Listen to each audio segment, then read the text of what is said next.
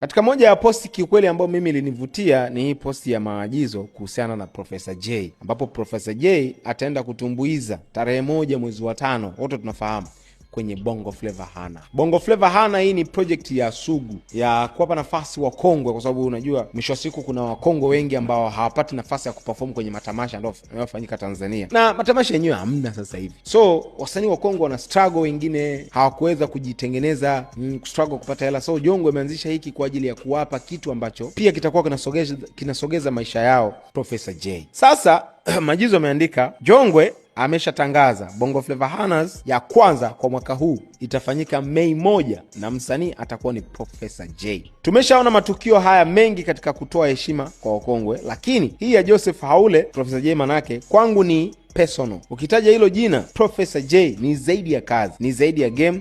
Hapo unanigusa kabisa, na kama ni vita yake nafungua ghala zangu zote nije nipigane upande wake. Why? Huu muziki tunaupenda Bongo Flava ulionekana wa kihuni hadi huyu jamaa alipokuja kuimba Chemsha Bongo na mikwaju yake mingine. So it is fair to say kupitia yeye kuna deals zetu nyingi zilifunguka, na mimi binafsi yeye ni kati ya watu walionibeba kwenye kutoka kwangu.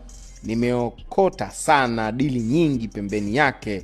Kwa nini jambo lake lisiwe personal? Akaendelea kwa kusema, rekodi zangu zinaonyesha pia yeye ndio msanii wa kwanza kuja kufanya interview kwenye jengo jipya la EFM, na kwenye safari ya EFM tangu inaanzishwa alionyesha support ya wazi sana. Nadhani unanielewa nikisema hii ni personal. Akamalizia akaendelea kwa kusema, haya acha yote, unataka nikutajie nyimbo zake ngapi ambazo kila zikipigwa hata wewe unashangilia na unakumbuka mbali. Jay ni Bongo Flava na Bongo Flava ni yeye. So show yake kama nilivyosema, I will go above and beyond. Nitafunga stage na soundi hii nchi haijawahi kuona.